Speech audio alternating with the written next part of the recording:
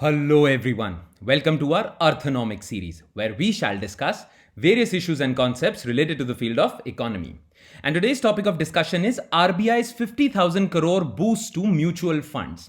अभी हाल ही में पता चला है कि the mutual fund segment of the financial sector is facing severe liquidity crunch. So, to help the mutual fund sector, RBI has come up with a special liquidity facility of 50,000 crores. RBI सोच रहा है कि वो 50,000 करोड़ रुपए खर्च करके mutual fund sector को बचा ले, क्योंकि म्यूचुअल फंड सेक्टर बहुत ज्यादा इंपॉर्टेंट है हमारी इकोनॉमी के लिए. तो एक बारी नजर डाल लेते हैं कि न्यूज में क्या आया है. Due to the recent COVID-19 induced economic crisis, the mutual fund segment of the financial sector has been facing strong redemption pressure. Because हमारी इकोनॉमी कोविड-19 की वजह से बहुत ज्यादा खराब चल रही है, बहुत ही बुरे हाल में चल रही है. इसीलिए म्यूचुअल फंड्स जो सेगमेंट है ना फाइनेंशियल सेक्टर का, वो भी बहुत ज्यादा स्ट्रॉन्ग लिक्विडिटी क्राइसिस या रिडेम्पशन प्रेशर फेस कर रहा है. ये क्राइसिस की न्यूज पता है कब आई? ये क्राइसिस की न्यूज तब आई जब एक बहुत ही important mutual fund, Franklin Templeton mutual fund, decided to close 6 of its credit risk funds. जब फ्रैंकलिन टेम्पल्टन ने डिसाइड करा ना कि वो अपने 6 क्रेडिट रिस्क फंड्स को बंद करने जा रहा है, तब रियलाइज हुआ कि म्यूचुअल फंड सेक्टर पे क्या घने बादल गरज रहे हैं. Alright, the crisis in the financial sector entered perilous यानी कि dangerous territory when Franklin Templeton mutual fund decided to close 6 of its credit risk funds. As the mutual fund segment is important for the health of financial sector, the RBI decided to provide a special liquidity facility for mutual funds. Right? तो RBI जो 50,000 crore rupees खर्च कर रहा है वो इसीलिए कर रहा है क्योंकि म्यूचुअल फंड जो सेगमेंट है वो रिडेम्पशन प्रेशर फेस कर रहा है. ना आपके मन में सवाल आ रहा होगा कि ये म्यूचुअल फंड को होते क्या हैं, ये रिडेम्पशन प्रेशर क्या होता है. राइट? तो आज की वीडियो में हम यही अंडरस्टैंड करेंगे कि ये म्यूचुअल फंड क्या होता है, रिडेम्पशन प्रेशर क्या होता है, ये क्राइसिस क्या चल रहा है जो म्यूचुअल फंड पे है, और आरबीआई कैसे बचाएगा म्यूचुअल फंड्स को. Alright, so without further ado let's begin with mutual funds. Now mutual fund समझने से पहले ना यू नीड टू अंडरस्टैंड कि हमारे देश में जितनी भी सेविंग्स होती है ना वो चैनलाइज कैसे होती हैं. नाउ लेट्स सपोज ये दोनों हस्बैंड वाइफ हैं. राइट? अब इन दोनों के पास जितना पैसा था उसमें से कुछ पैसा तो इन्होंने खर्चे के लिए, कंजम्पशन के लिए यूज कर लिया, और इनके पास काफी सारा पैसा ना अब सेव हो गया. ना इनके सामने ना बहुत सारी ऑप्शंस हैं. या तो ये अपनी सेविंग्स को एज इट इज रहने दें, घर में जैसे कैश पड़ा हुआ एज इट इज रहने दें, या ये अपने पैसे को यूटिलाइज कर सकते हैं, अपनी सेविंग्स को यूटिलाइज कर सकते हैं जिससे ये और पैसा कमा सके और कुछ कमा सके. नाउ इनके पास बहुत सारी ऑप्शंस हैं. ये अपनी सेविंग्स को या तो बैंक में डाल सकते हैं और एफडी करवा सकते हैं, फिक्स डिपॉजिट करवा सकते हैं. फिक्स डिपॉजिट करवाएंगे तो उस पर इन्हें कुछ इंटरेस्ट मिलता जाएगा. फिक्स डिपॉजिट के अलावा इनके पास एक और ऑप्शन है, ये उस पैसे को, उस सेविंग्स को गोल्ड या प्रॉपर्टी में डाल सकते हैं. जैसे गोल्ड का रेट बढ़ता जा रहा है, प्रॉपर्टी का रेट भी बढ़ सकता है. राइट? तो कुछ ना फिजिकल एसेट्स में ये पैसा सेव कर लेते हैं इन द होप कि कल को गोल्ड या प्रॉपर्टी के प्राइस बढ़ेंगे तो इनकी सेविंग से इन्हें कुछ गेन मिलेगा. या ये फाइनेंशियल मार्केट्स में पैसा डाल सकते हैं. अब फाइनेंशियल मार्केट्स क्या होंगी? फाइनेंशियल मार्केट्स होती हैं जैसे कि आपने सुना होगा कि कुछ लोग ना शेयर मार्केट में पैसा डाल देते हैं, रिलायंस के शेयर्स खरीद लेंगे, एचडीएफसी के शेयर्स खरीद लेंगे, वगैरह वगैरह. राइट? कुछ लोग बॉन्ड मार्केट में पैसा डाल देते हैं. जितनी भी कंपनीज होती है ना, इन्हें पैसे की जरूरत होती है, तो कुछ लोग इन कंपनीज को पैसा लोन आउट कर देते हैं by purchasing their bonds. Right? तो जो लोग फाइनेंशियल मार्केट्स में पैसा डालते हैं ना, वो कंपनीज में पैसा डालते हैं कि कंपनीज को या तो उनके शेयर्स खरीद लिए या उनको लोन दे दिया. राइट? जो लोग अपनी सेविंग्स को कंपनीज या फाइनेंशियल मार्केट्स में डालते हैं, वो फाइनेंशियल मार्केट्स में भी ना दो तरीके से डाल सकते हैं. या तो वो फाइनेंशियल मार्केट के डेट सेगमेंट में डाल सकते हैं, यानी कि कंपनीज को लोन दे सकते हैं पैसा, या ये फाइनेंशियल मार्केट की इक्विटी सेगमेंट में डाल सकते हैं. इक्विटी सेगमेंट मतलब कि कंपनीज के शेयर्स खरीद लिए. राइट? तो हर इंसान के पास ना अपनी सेविंग्स को चैनलाइज करने के 3 तरीके हैं बेसिकली, मोटे मोटे तौर पे. वैसे तो बहुत सारे तरीके हैं, बट ये 3 मेजर तरीके हैं. या तो वो फिक्स डिपॉजिट बैंक में डिपॉजिट कर दे और उस पर इंटरेस्ट खाए, या वो फिजिकल एसेट्स खरीद ले इन द होप कि ये एसेट्स अप्रिशिएट करेंगे और इससे पैसा मिलेगा, या तो वो क्या कर सकते हैं, फाइनेंशियल मार्केट्स में पैसा डाल सकते हैं. फाइनेंशियल मार्केट की या तो डेट सेगमेंट में डाल दें या इक्विटी सेगमेंट में डाल दें. ऑलराइट? पर ना फाइनेंशियल मार्केट्स की एक प्रॉब्लम है. फाइनेंशियल मार्केट्स में ना वही बंदा इन्वेस्ट करे जिसको मार्केट की नॉलेज हो. बहुत सारे लोगों को ना मार्केट की नॉलेज नहीं होती, ना शेयर मार्केट की नॉलेज होती है, ना बॉन्ड मार्केट की नॉलेज होती है, ना कमर्शियल पेपर्स के मार्केट की नॉलेज होती है। तो बहुत सारे लोगों को ना मार्केट की नॉलेज नहीं होती।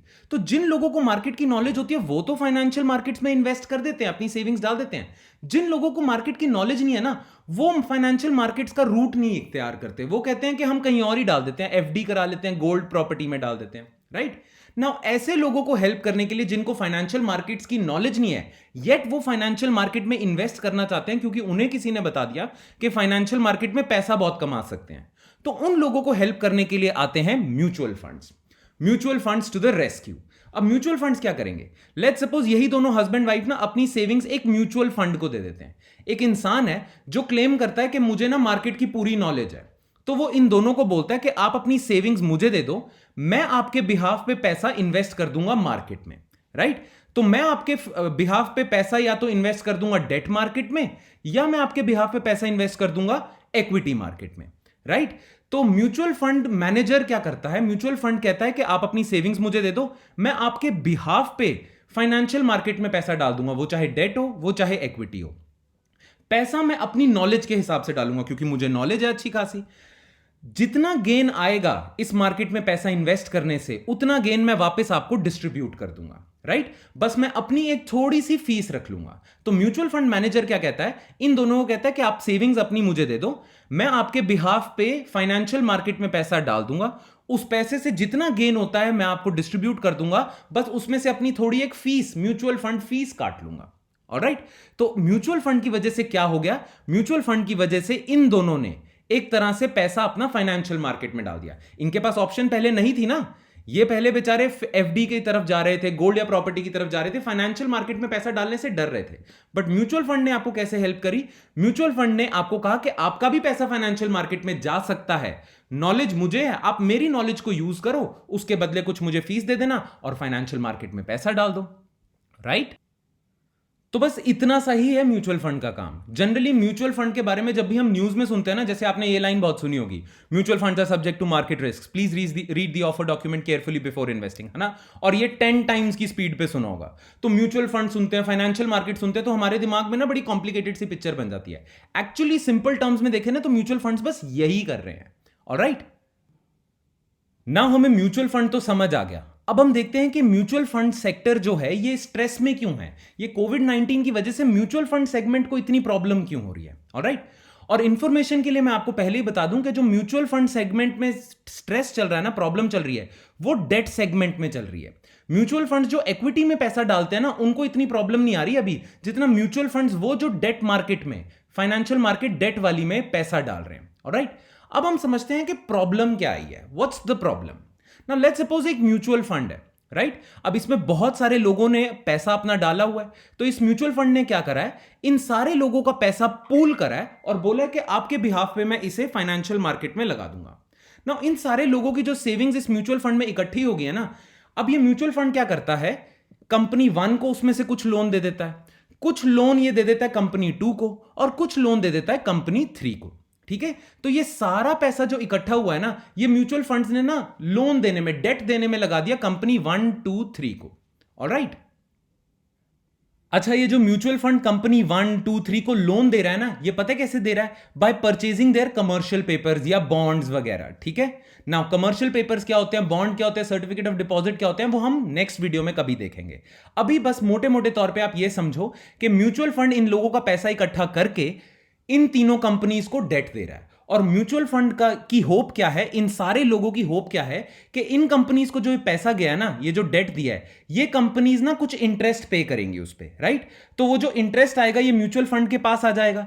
तो इन कंपनीज की तरफ से जो इंटरेस्ट आ रहा है ना, वो इस म्यूचुअल फंड का कैश इनफ्लो होगा। अब यही कैश इनफ्लो जब म्यूचुअल फंड के पास आ जाएगा, तो म्यूचुअल फंड इसमें से कुछ अपनी फीस रखेगा और बाकी पैसा दे देगा इन लोगों को, राइट। तो कंपनीज की तरफ से जो पैसा आ रहा है वो म्यूचुअल फंड का कैश इनफ्लो है, और म्यूचुअल फंड जो इन लोगों को ओ करता है पैसा, वो म्यूचुअल फंड का कैश आउटफ्लो है। नाउ प्रॉब्लम क्या आई है? जैसा कि आप जानते हो कि कोविड-19 की वजह से पूरी इकोनॉमी स्टैंड स्टिल है। जितनी भी बड़ी बड़ी कंपनीज हैं उनमें प्रोडक्शन रुक गई है, सब कुछ बहुत बुरी प्रॉब्लम चल रही है। तो अगर कोई म्यूचुअल फंड ने कंपनी 1, 2, 3 को इस समय लोन दिया हुआ है, डेट दिया हुआ है, और ये कंपनीज कोविड-19 की वजह से क्राइसिस से गुजर रही हैं, तो इन कंपनीज में आ जाएगा loss in revenue. In companies, ये जो अभी जितनी भी कंपनीज है ना जिन्होंने म्यूचुअल फंड से पैसा उठाया हुआ है, सब में रेवेन्यू लॉसेस चल रहे हैं, बिकॉज कंपनी नहीं चल रही, इकोनॉमी स्टैंड स्टिल में। अच्छा, प्रॉब्लम पता क्या है, जब ये कंपनीज ही रेवेन्यू नहीं कमाएंगी तो ये क्या इंटरेस्ट पे करेंगी म्यूचुअल फंड को, राइट? तो अगर कंपनीज ही रेवेन्यू नहीं कमाएंगी तो don't you think mutual fund का कैश इनफ्लो रुक जाएगा, राइट? और अगर म्यूचुअल फंड का कैश इनफ्लो रुक गया तो ये इन लोगों को पैसा कहां से देगा? अगर कैश इनफ्लो ही नहीं होगा तो कैश आउटफ्लो कैसे होगा? और अगर कैश आउटफ्लो नहीं होगा तो इन लोगों ने जो म्यूचुअल फंड में पैसा डाला हुआ है, डोंट यू थिंक इन लोगों को लगेगा कि हमारा पैसा डूब रहा है, राइट? तो अगर म्यूचुअल फंड का कैश इनफ्लो नहीं होगा तो कैश आउटफ्लो कहां से होगा, राइट? तो इसी प्रॉब्लम को हम कहते हैं लिक्विडिटी क्रंच, क्योंकि म्यूचुअल फंड को पैसा तो इन लोगों को देना है, पर म्यूचुअल फंड के पास पैसा आ नहीं रहा है, तो म्यूचुअल फंड के पास पैसे की कमी हो रही है। इसे हम कहते हैं कि mutual funds are going through severe liquidity crisis. Now जैसे ही म्यूचुअल फंड में लिक्विडिटी क्राइसिस की न्यूज फैलेगी ना, ये सारे लोग घबरा जाएंगे, राइट? तो जैसे ही म्यूचुअल फंड में ये न्यूज लिक्विडिटी क्राइसिस आता है तो मार्केट में ना न्यूज फैल जाती है कि ये पर्टिकुलर म्यूचुअल फंड ना लिक्विडिटी क्राइसिस से गुजर रहा है। और जैसे ही न्यूज फैल जाती है, जितने लोगों ने म्यूचुअल फंड में पैसा डाला हुआ था ना, ये सारे लोग अपना पैसा वापस डिमांड करने लग जाते हैं। और ये तो नेचुरल सी चीज है। यस बैंक का तो आपको याद ही होगा, जैसे ही न्यूज फैल गई थी कि यस बैंक क्राइसिस से गुजर रहा है, यस बैंक को बहुत ज्यादा लॉसेस होने वाले हैं, तो सारे लोग यस बैंक पहुंच गए थे अपना डिपॉजिट वापस निकलवाने के लिए। तो वैसे ही ये लोग भी कोई डिफरेंट नहीं है। When these people will hear the news about mutual funds liquidity crisis, they will go and ask the mutual fund for their deposits या फॉर देयर मनी, है ना? तो इसको हम कहते हैं कि डिमांड फॉर रिडेम्पशन बढ़ जाती है। जितने भी लोग जिन्होंने म्यूचुअल फंड में इन्वेस्ट करा हुआ था ना, वो अब अपना पैसा वापस रिडीम करना चाहते हैं। तो जैसे ही म्यूचुअल फंड में लिक्विडिटी क्राइसिस आएगा, डिमांड फॉर रिडेम्पशन बढ़ जाएगी। तो एक तो पहले ही कैश इनफ्लो नहीं है, ऊपर से लोग और ज्यादा पैसा मांग रहे हैं अपना वापस, तो म्यूचुअल फंड में तो लिक्विडिटी क्राइसिस और सिवियर हो जाएगा, है ना?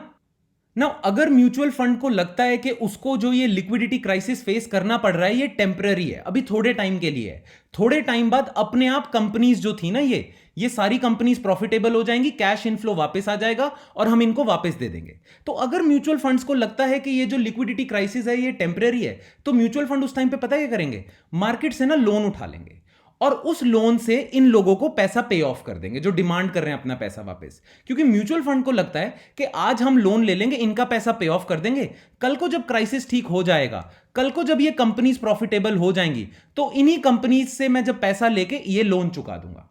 Alright?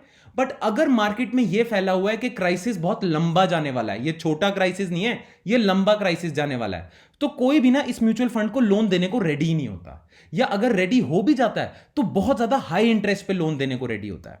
So whenever there is a perception of a long liquidity crisis, then no one is ready to lend to the mutual funds, and even if they do, the interest rates are extremely high. अब इतने high interest rates पे अगर mutual funds बोरो करेंगे तो कल को चाहे companies चल भी पड़े तो भी इतना ज्यादा इंटरेस्ट रेट होगा कि पूरा का पूरा लोन नहीं चुका पाएंगे। अच्छा, जब इन्हें कोई लेंड करने को रेडी नहीं होता तो और पैनिक फैल जाता है। तो जितने भी ये लोग हैं, इन्हें लगता है कि ये ना इनके म्यूचुअल फंड को कोई पैसा देने को भी तैयार नहीं है, तो ये और बढ़ा देंगे डिमांड फॉर रिडेम्पशन। तो इसे हम कहते हैं रिडेम्पशन प्रेशर। रिडेम्पशन प्रेशर क्या होगा? जब म्यूचुअल फंड्स को क्राइसिस होता है और तो डिमांड फॉर रिडेम्पशन बढ़ जाती है। जब डिमांड फॉर रिडेम्पशन बढ़ती है तो म्यूचुअल फंड्स ना बाहर से लोन ले लेते हैं ताकि वो इस डिमांड फॉर रिडेम्पशन को खत्म कर सके, मतलब पूरी कर सके। अच्छा, जब बाहर के लोग भी म्यूचुअल फंड को लेंड करने को तैयार नहीं है, क्यों लेंड करेंगे भाई? उन्हें पता है म्यूचुअल फंड में क्राइसिस चल रहा है, म्यूचुअल फंड में बहुत ज्यादा प्रॉब्लम चल रही है, पैसा ही नहीं है। तो जब आपको पता है कि किसी इंसान के पास पैसा नहीं है तो आप उसे लोन थोड़ी दोगे, क्योंकि कल को आपका भी पैसा भी डूब सकता है। Make sense? तो इसीलिए जब इस म्यूचुअल फंड को भी कोई इंसान पैसा देने को तैयार ही नहीं है, लोन ही देने को तैयार नहीं है ताकि ये इन लोगों को पे ऑफ कर सके, या अगर देने को तैयार है तो हाई इंटरेस्ट रेट्स पे देने को रेडी होता है, इस सिचुएशन को हम कहते हैं रिडेम्पशन प्रेशर। अभी करंटली हमारा जो म्यूचुअल फंड सेक्टर है ना, it is facing strong redemption pressure. Why? Because कोविड-19 की वजह से इन कंपनीज में मैसिव लॉस इन रेवेन्यू है, जिसकी वजह से कैश इनफ्लो रुका हुआ है। कैश इनफ्लो रुका हुआ है तो म्यूचुअल फंड्स पे डिमांड फॉर रिडेम्पशन बढ़ जाती है। डिमांड फॉर रिडेम्पशन बढ़ जाती है तो म्यूचुअल फंड लोन लेने के लिए जाते हैं। मार्केट में लोगों को लगता है कि क्राइसिस, कोविड-19 का क्राइसिस अभी आगे तक जाएगा, तो कोई लोन देने को रेडी नहीं होता है। और इस सिचुएशन से बन जाता है redemption pressure. Now mutual funds को इस सारी प्रॉब्लम से बचाने के लिए आता है RBI. Now RBI has come up with special liquidity facility for mutual funds. अब इसमें होगा क्या, ये देखते हैं कि आरबीआई कर क्या रहा है। The RBI on Monday announced a special liquidity window of rupees 50,000 crore to bail out mutual funds hit by turmoil in the debt fund segment. मैंने पहले भी कहा था कि जो म्यूचुअल फंड जो क्राइसिस में है वो कौन सी कैटेगरी के म्यूचुअल फंड क्राइसिस में है, जो डेट मार्केट को पैसा देते हैं। That led to the closure of 6 credit risk funds by Franklin Templeton Mutual Fund. ये तो हम जानते हैं। Now, under the special liquidity facility for mutual funds, the RBI will conduct repo operations of 90 days tenure at the fixed repo rate. अब होगा पता है क्या, ध्यान से सुनना। आरबीआई क्या कहेगा, आरबीआई बैंक्स को बोलेगा कि आप ना रेपो रेट पे मुझसे लोन ले लो, राइट ना। आरबीआई ना एक ही कंडीशन पे बैंक्स को लोन देगा कि वो जो सारा पैसा जो उन्होंने लोन लिया ना, वो सारा पैसा लोन दे म्यूचुअल फंड्स को।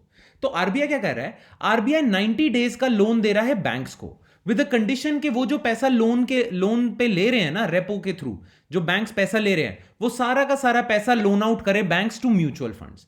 तो होगा क्या, RBI will lend 50,000 crore to commercial banks and commercial banks would lend that loan to mutual funds. इससे म्यूचुअल फंड्स अपनी डिमांड फॉर रिडेम्पशन बचा लेंगे, अपने लिक्विडिटी क्रंच से अपने आप को बचा लेंगे। नाउ आरबीआई की इस फैसिलिटी का फायदा क्या है, जैसा कि यहां पे लिखा हुआ है कि आरबीआई जो देगा ना लोन बैंक्स को, वो फिक्स्ड रेपो रेट पे देगा। और रेपो रेट जैसा कि हम जानते हैं बहुत ही ज्यादा कम चल रहा है। जो रेपो रेट है ना, जो इंटरेस्ट रेट होगा वो बहुत कम है, राइट। तो ये जो लोन दिया जा रहा है बाय आरबीआई टू बैंक्स, ये रेपो रेट पे दिया जाएगा। रेपो रेट कुछ चल रहा है अराउंड 4.4%, तो ये तो बहुत कम है। तो अगर बैंक्स को 4.4% पे लोन मिलेगा तो बैंक्स आगे जो म्यूचुअल फंड्स को लोन देंगे वो भी कम इंटरेस्ट रेट पे देंगे। अभी म्यूचुअल फंड्स के साथ क्या प्रॉब्लम चल रही थी, एक तो उन्हें कोई लोन देने को तैयार नहीं था, और जो लोग देने को तैयार थे वो हाई इंटरेस्ट रेट पे दे रहे हैं। आरबीआई के इस एक्शन से क्या हो गया, आरबीआई के इस एक्शन से अब म्यूचुअल फंड्स को लोन भी मिलेगा और कम इंटरेस्ट रेट पे मिलेगा, राइट। तो इससे म्यूचुअल फंड्स अपने रिडेम्पशन प्रेशर से बच सकते हैं, थोड़ा बहुत अपने आप को संभाल सकते हैं। द SLF-MF यानी कि special liquidity facility mutual fund is an on tap and open ended. On tap मतलब बैंक्स कभी भी ले सकते हैं, and banks can submit their bids to avail the funding till May 11. May 11 तक ये फैसिलिटी आरबीआई ने खोली है, और up to utilisation of the allocated amount whichever is earlier. Alright, अब ये आरबीआई ने कंडीशन डाली है कि जो 50,000 करोड़ रुपए का बैंक्स को लोन मिलेगा ना, funds availed under the SLF-MF will be used by banks exclusively important है, exclusively for meeting the liquidity requirements of mutual fund। तो आरबीआई जो 50,000 करोड़ दे रहा है बैंक्स को, बैंक्स उस पैसे को कहीं और लोन आउट नहीं कर सकते, बैंक्स को म्यूचुअल फंड को ही देने पड़ेंगे, राइट। अब banks can extend loans to mutual funds and undertake the outright purchase of and or repos against the collateral of investment grade corporate bonds, commercial papers, debenture, certificate of deposit। अब ये corporate bonds क्या होते हैं, commercial paper क्या होते हैं, debenture क्या होते हैं, certificate of deposit क्या होते हैं, ये हम अगली वीडियो में देखेंगे कि ये होते क्या हैं।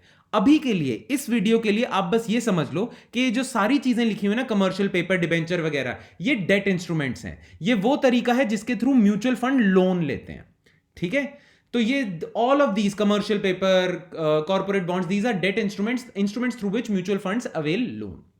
ऑलराइट, तो इसी के साथ खत्म होता है हमारा topic RBI 50,000 crore boost to mutual funds. I hope आपको ये समझ आया हो। If you have any doubts then please write about those doubts in the comment section below. I will be eagerly waiting for them. Alright, so that's it from my side guys. I will see you next time with more videos.